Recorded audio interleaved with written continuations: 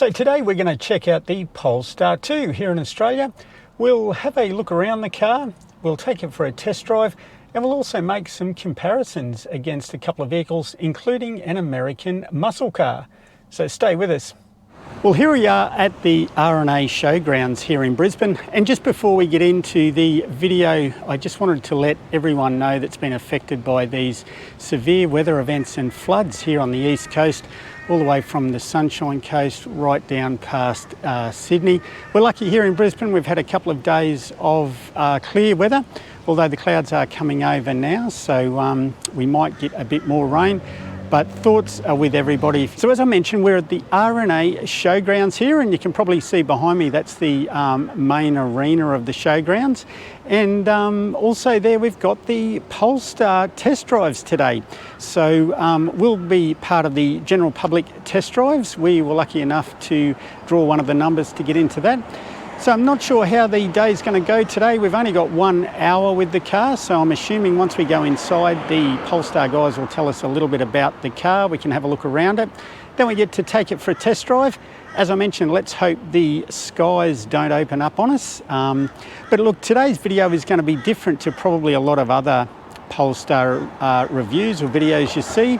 I'm going to be looking at more of the practical sort of stuff, so we won't be looking at all the bells and whistles and doodads and all the screens and that sort of stuff. I'll leave that for people that do that sort of thing way better than what I would. So I'll be looking at more of the practical things, you know, visibility, fit and finish of the vehicle, handling, that sort of stuff. So let's go inside and kick the day off. Well, welcome to Electric Car Australia. And as we mentioned, we're at the R&A Showgrounds today, and we've got thunderclouds on the way, so we're going to get through this really quick. We're here today, we're going to have a look around the Polestar long range single motor. So this is, I guess, the second model up. So the base range is the standard range battery pack, and this is the next one up. So this is the long range. So let's go and have a look around. So I guess the first thing looking at the front of the car is the rather unique grille. Now I mentioned an American muscle car earlier. Now correct me if I'm wrong, and I'll put a couple of shots up there, but I really think this car looks like the Dodge Charger. Now this car has about, the dual motor car has about 400 horsepower, and of course the American Dodge Charger is the world's fastest, or I should say highest performance muscle car. It has about 700 horsepower, so I'll put up on the screen there the comparisons, but I really think this grille, which is not actually called a grille by Polestar, looks like that Dodge. Now this is an open one, so it does let the air flow through. You'll see, might be able to see the air conditioning radiators through there. So it does let the airflow go back through there. You've also got open airflow down here underneath, and you've got some radar gear there. So one of the points of Polestar they often mention is the badging there, so that comes matched with the colour of the car you order. The standard colours, or the standard colour in the Polestar is a black, and that comes free of charge with your car. If you want any of the other 5 colours, that's a $1,400 extra. The mirrors, Polestar's made a point of saying that these are frameless mirrors, so yep, frameless right up to the edge there. No joins down in there, so it helps the aerodynamics, and would be better probably in those colder climates as well, wouldn't hold the ice. Interestingly, the door handles, so the door handles actually protrude, unlike a lot of the models now that are insetting them. So to unlock the car, you put your to lock your car, you put your finger over that little indentation there. To unlock the car, you put your hand down in there, and of course you must have the key on you. One of the other points about the car, it has Bluetooth sensors right around the car, so if I'm standing here at the driver's door and the kids try and unlock the car on the other side, it won't work. So the driver or the person with the key controls the opening of the car, I guess. Some great looking wheels. Now these are 19-inch alloy wheels. They come standard on the car. You can also get a plus pack that has additional or larger wheels.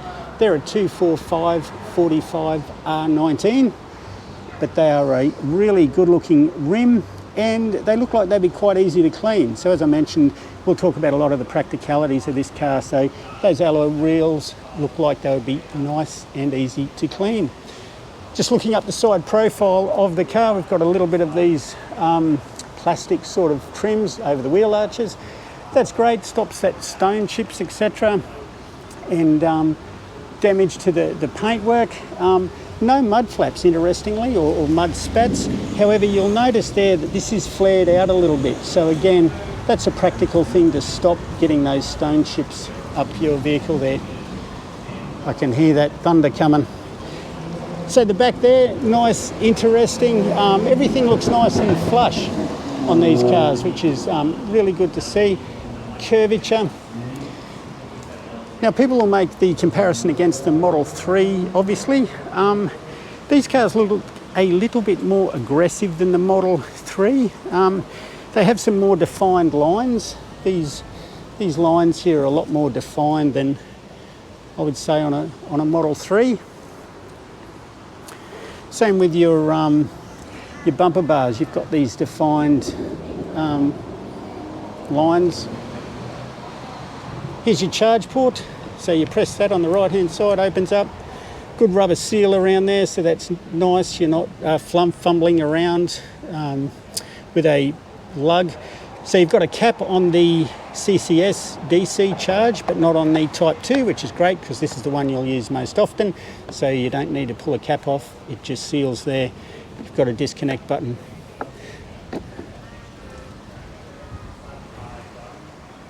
Again, these lines here, a little bit more defined than a Tesla. You'll notice there's no quarter glass pillar there. The window is just full through there. So that's a bit of a different styling there. This is nice and flush. You can get some roof rails if you want. I'll put up on the screen how much they are. They're an accessory. And you've got your shark fin aerial. That actual shark fin aerial, that sticks up quite a lot. But fits well. The glasses fits well down there. So, very nice. This one here is another thing that the profile there on that mudguard, that's a very, very defined line along there, nearly right angles down there. So that it does actually catch your eye. That to me it really looks like a pinstripe, but it's not. It's obviously the line on the panel, and you've got a big high bumper bar coming up here. So that's quite a small mudguard. That's just your mudguard there. So that's a quick walk around the outside. Let's lift the bonnet and see if we've got a fruit under there.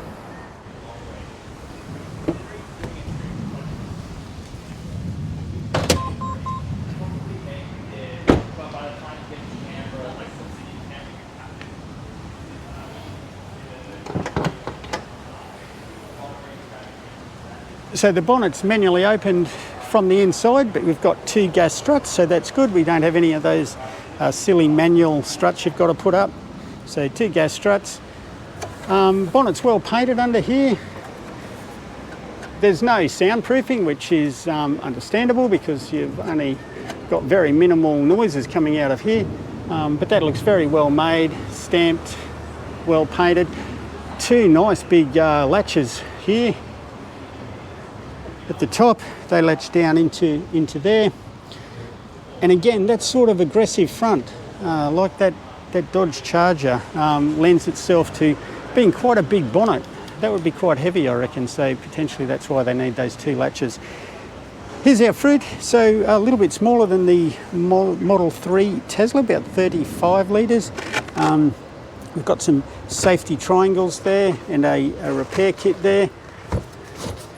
But look, a handy little spot to put your charger in. And of course, with electric cars, the only thing you need to do, and pretty much all the dealer does, besides plugging it in and testing the memories and the systems, is top the water bottle up. And while we're here, we should mention that this is, I think, probably a little bit of a gimmick, but the cars don't have a subwoofer. They call what Polestar call air woofer technology. So somehow there's the back of a speaker or something under here, and as you're driving, the noise of the air flowing across this sort of stuff apparently gives it some more bass. Yeah, don't know whether it works. Sounds good. Okay, so back around at the back of the vehicle, let's check out the boot space or the luggage space. And it is just starting to rain, so we'll keep things moving. The Polestar 2 will have a kick unlock. This particular model doesn't have one, but I'm assured that will be standard in all the new models as they come in, so you'll be able to wave your foot and unlock the boot. So currently at the moment we've just got a button up under here and it's self-opening, so again, none of that heavy lugging it up. So the kickstand again is a really practical thing, so when you've got groceries and little kids and stuff, you can just kick it. Not a bad sized boot. So not a bad sized boot in here. Again, slightly smaller than the Tesla Model 3. I'll put the figures up on the screen. But as far as practicalities, I love all these anchors. Our Volkswagen Passat has these fantastic. We've got the tether points for the 2 child seats. Also another one down there. We've got hooks there. We've got hooks for your groceries up here. Baskets in the side, and there's some really strong, you can't just see them on the video, but down in the corner here there's 2 really strong anchor points that you could really ratchet some stuff and tie it down. Obviously the base lifts up here as well. Now there is an accessory, you can put some, there's another thing that this folds up, etc. This is just the stock standard one where you lift it up, little stick there, holds it up so you can get in and out. Again, not a lot of space in there, but it does allow you to store some of those things that you don't normally need to be getting to all the time, so it is handy. And we've got a 12 volt outlet there, which that's always really handy, and another strap as well. So there's those anchor points there. You could really ratchet up and tie a fridge or something down in there. Small little light up in there, none there. So look, that's a bit disappointing. Pity they didn't have another one on the other side. There's one of the speakers there we can see. So I'm just going to whip this parcel shelf out and we'll see if we fold the seats down how much we can get in. Okay, so at the risk of getting the GoPro wet, I'm just sitting in here to see if you could actually camp in this vehicle. Yep, front seats are right forward, legs are spread. Look, it would be okay. Very thin mattress in here, you'd be okay. Got a little bit of headroom, but it would definitely be only for one person. Maybe a child, no way 2 adults. Okay guys, so with the rain falling, I think that's about it for the outside. So let's pop the button and close this boot.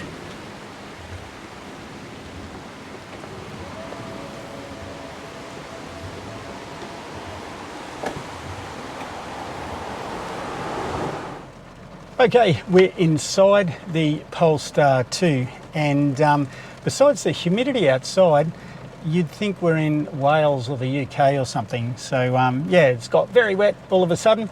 Nothing against my Welsh or UK watches, but unfortunately we did have to cut the outside look down a little, or rush through it.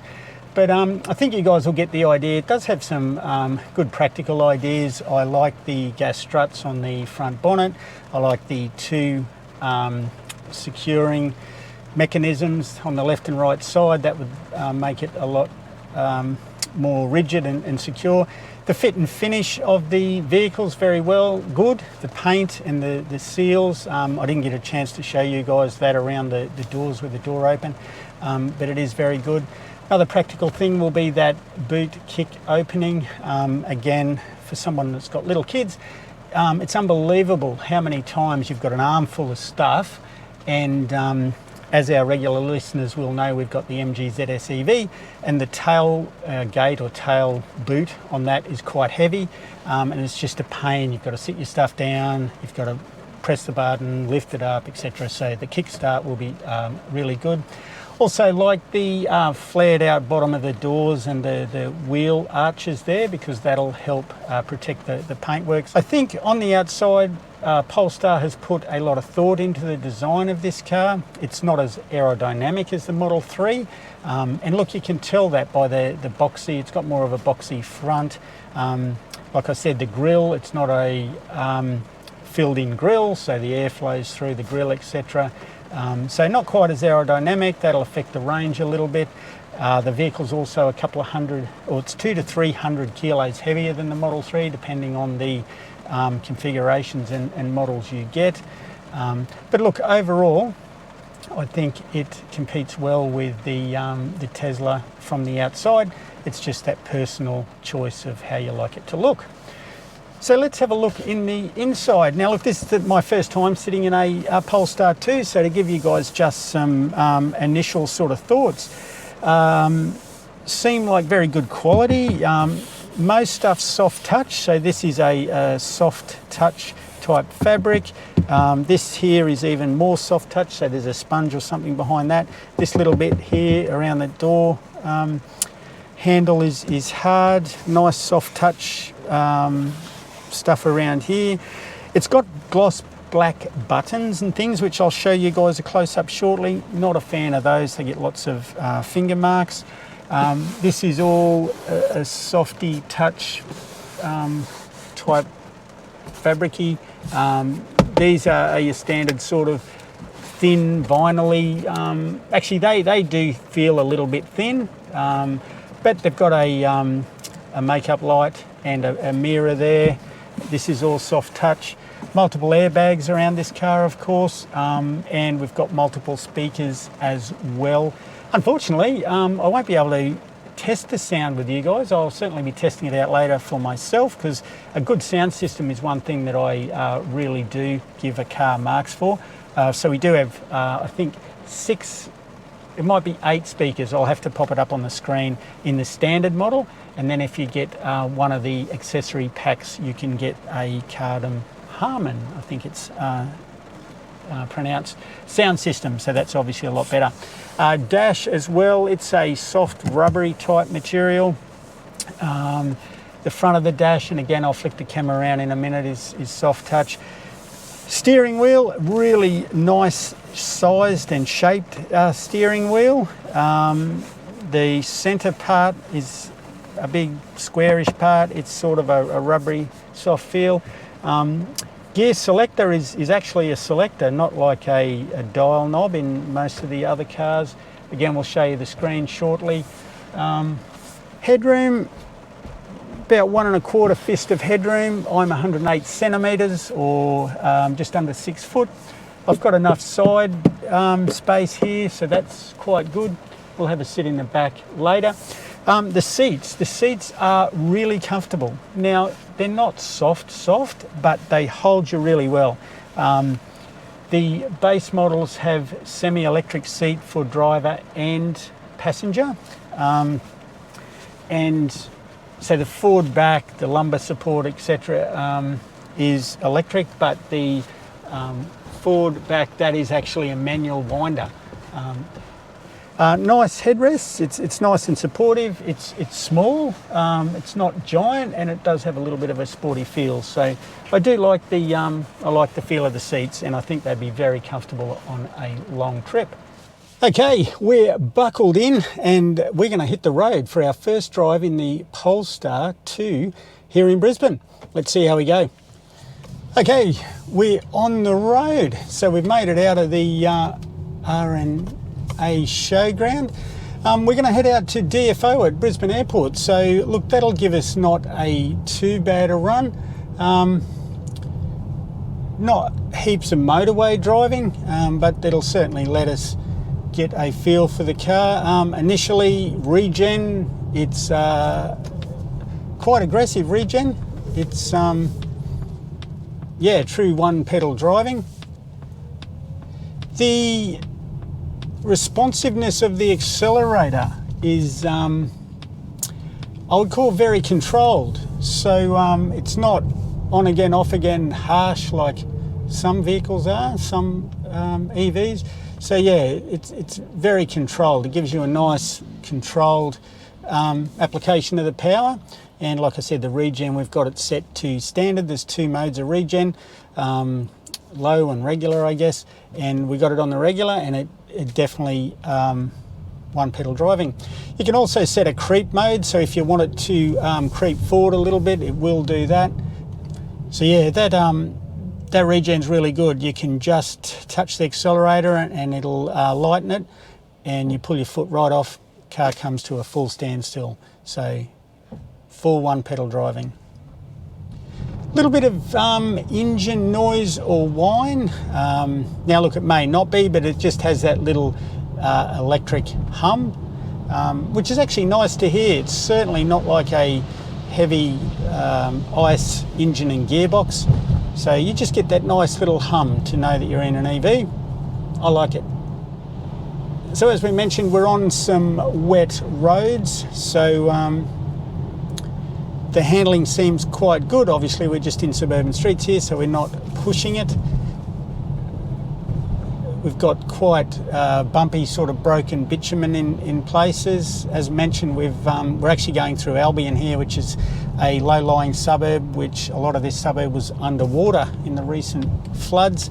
So the bitumen's broken up a little bit. So actually it's good to test it. The car feels a little bit solid and rigid. I don't think this car's got the performance pack. We don't have the orange seat belts, so it's just the standard suspension. So it does feel nice and solid. So I think it'll be good out on the motorway taking those curves. So one thing about the Polestar is there's lots of accessory packs with it. So to keep the price down around the Tesla Model 3, which I think in Queensland the lowest priced Polestar 2 comes in at about 64,000. So that's the standard range battery, single motor. They've taken some things out, I guess, or they've made them optional extras. So there's accessory packs, and I'll pop those up on the screen and the different things that are in those. But there's a few things that you might have thought would be standard, like adaptive cruise control. Now for me, that is a very practical addition to a vehicle, and I think it really should be standard in a vehicle of this price bracket. So you need to buy an accessory pack to have that adaptive cruise control. So the base model has standard cruise but not adaptive.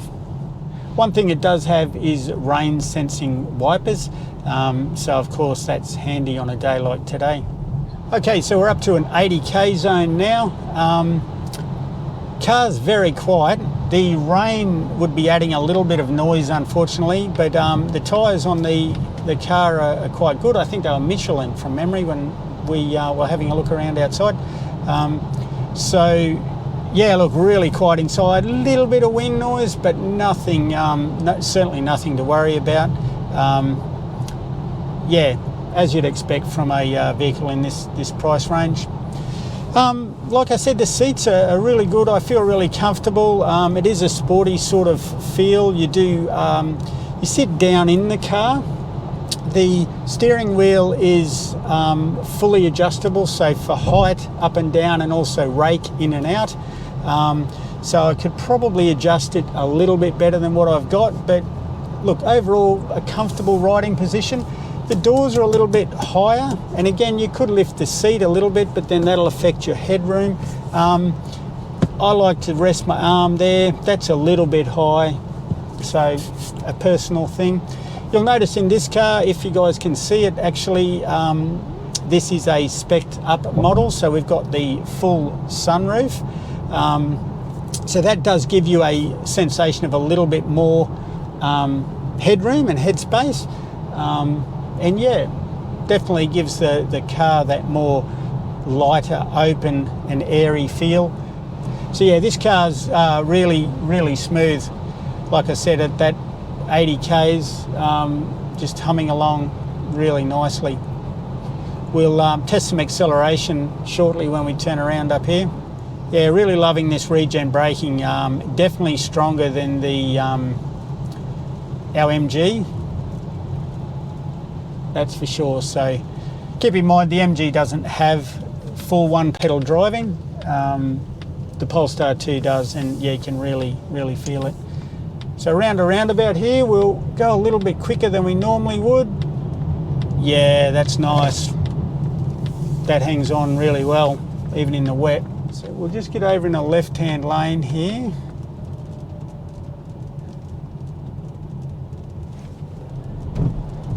A little bit of wheel spin there, so definitely some good acceleration.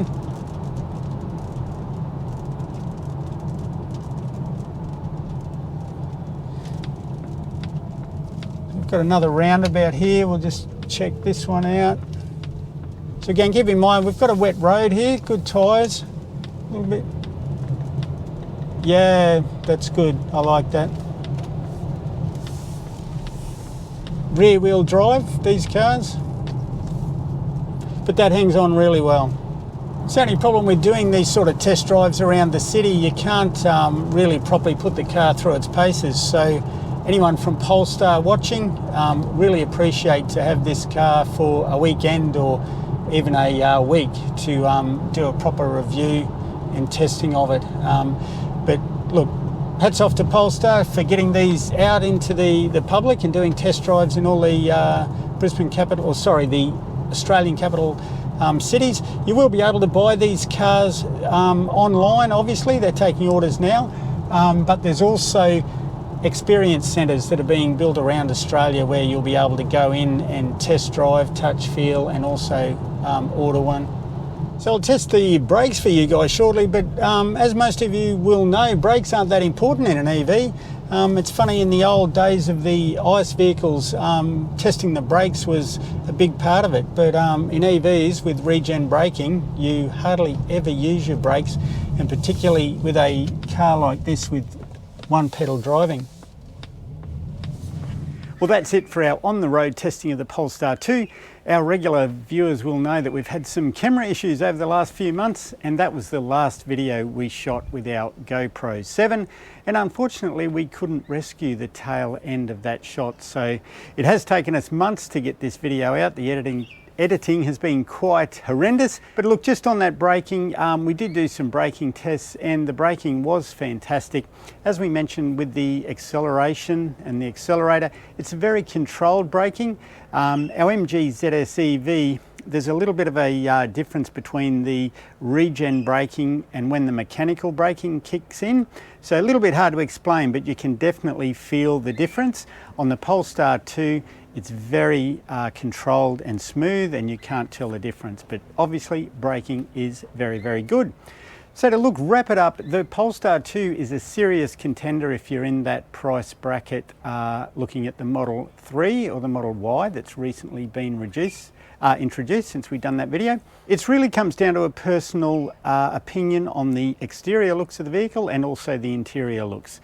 Tesla Model 3s, or Teslas in general, are obviously very minimalistic inside, so you need to be able to control the vehicle and all the accessories, that sort of stuff, via touch or screens, whereas the Polestar 2 obviously has a lot of those buttons and dials and that sort of stuff. So I think it's a good comparison to the Tesla. It really will just come down to those individual opinions. So on some practical notes, it is very similar to the Model 3. Model 3 is obviously a sedan and the boot comes up like that, so you are a little bit limited getting in bulky, larger things in the Model 3. The Polestar 2 is better for that, so it's a hatch boot which comes up and you can load things in, but for us it still doesn't tick the box of being able to put the dog in the back, because that hatchback does rake down quite a lot. So you'll notice in some of the shots there, and if you go and personally have a look at the car, it is more like a sedan back end rather than a hatch, because you don't have that station wagony hatch type space. I guess another comment we'd make in wrapping up on the Polestar is the number of accessory packs. So there's a lot of things that will obviously come standard in the Tesla that you've got to pay more for in the Polestar. And unfortunately, just recently, we've seen BMW even take that a step further and start to introduce monthly subscriptions for some things. So let's hope they don't go down that track. But it is disappointing to see in the Polestar things like adaptive cruise control, heated seats, the sunroof, rear cross traffic alerts, all those sorts of things. And I know it's not an apples for apples comparison with our MG, but all those types of things were included in our MG ZS EV when we bought that. So as I mentioned, not an apples for apples comparison because the Polestar is about 50% more expensive than the MG, and the fit, finish, quality of the MG is nowhere near the Polestar, but it is just disappointing to see that so many of those additional features that most people would find very useful and practical are an additional cost. So that wraps it up. I hope you guys have enjoyed this video. As I mentioned, apologies it's taken us months to get it out. As we showed, we filmed it early in March 2022, so we were one of the first in Queensland to actually have a look at the car, but it has taken us months and months to edit it and get it out to you guys. So if you are really interested in the Polestar 2, there is now numerous other YouTube videos out, and as I said at the start of the video, there'll be people that go into a lot more of the tech and the screens than me, so please check those out if you're interested in that area. I'd like to thank everybody for subscribing, viewing the videos. If you like them, please give us the thumbs up and hit that subscription button. And we've also recently joined Patreon. So if you'd like to financially support us, flick us a couple of dollars via Patreon. We'll include the link below, or a PayPal donation. Thanks guys, stay safe, and we'll talk soon.